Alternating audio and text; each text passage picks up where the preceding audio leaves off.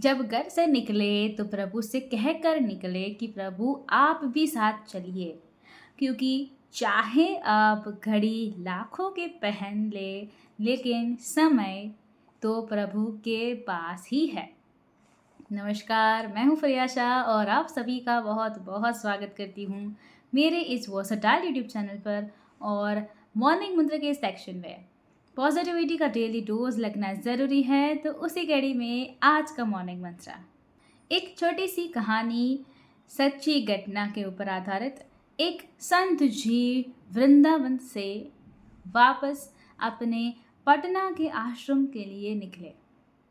संत जी वृंदावन में पहुंचे थे। उन्होंने वहां रह करके वृंदावन के मंदिरों के दर्शन भी किए थे।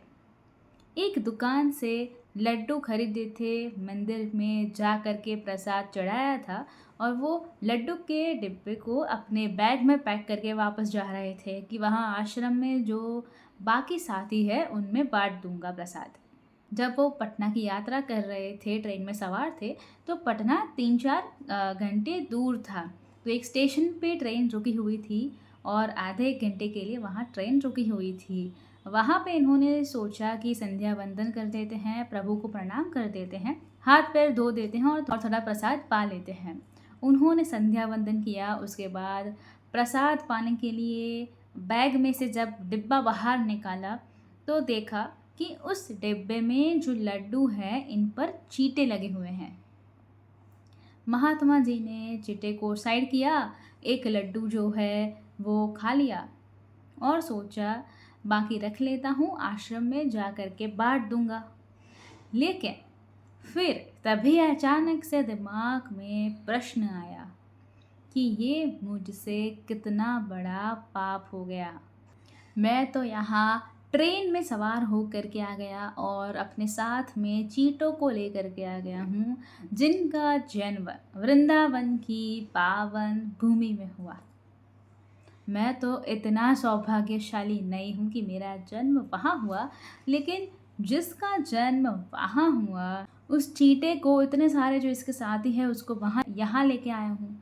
अब बेचारे यहाँ से वापस जाएंगे तो पता नहीं कब तक वहाँ पहुँचेंगे। पता नहीं उनके दिमाग में क्या आया, वो ट्रेन से उतर गए और अगली ट्रेन की प्रतीक्षा की जो वृंदावन की ओर जाती थी, मथुरा स्टेशन पे ले जाती है।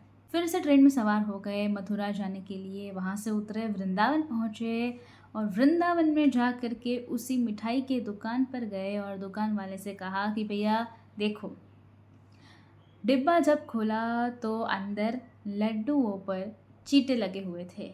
दुकानदार ने कहा कि अरे महाराज लाओ, मुझे दो, मैं आपको दूसरा डिब्बा दे देता हूँ, ये मिठाई फिर से तोल देता हूँ।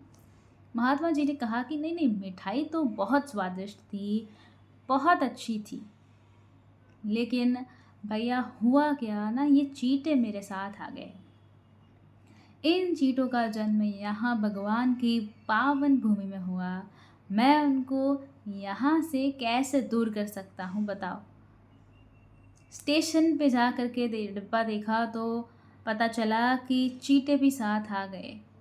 अब उनको वहाँ से वहाँ छोड़ देता तो वहाँ से वृंदावन पता नहीं कभी आ पाते कि नहीं आ पाते।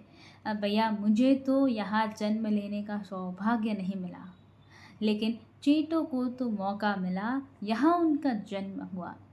मैं इनको प्रभु की इस भूमि से दूर कैसे कर सकता हूँ, ब्रज की इस धूली से। इसलिए इन्हें वापस यहाँ छोड़ने चला आया। वो जो मिठाई वाले भाई साहब थे, दुकान वाले, उनकी आंखों में आंसू आ गए। बोले महाराज जी क्या कर रहे हो, मेरी दुकान यहाँ बरसों से है, कभी मैंने इस भाव से देखा समझा ही नहीं। आपने तो मुझे मेरे जीवन के यथार्थ से मिलवा दिया और मुझे मेरे जीवन के दर्शन करवा दिए।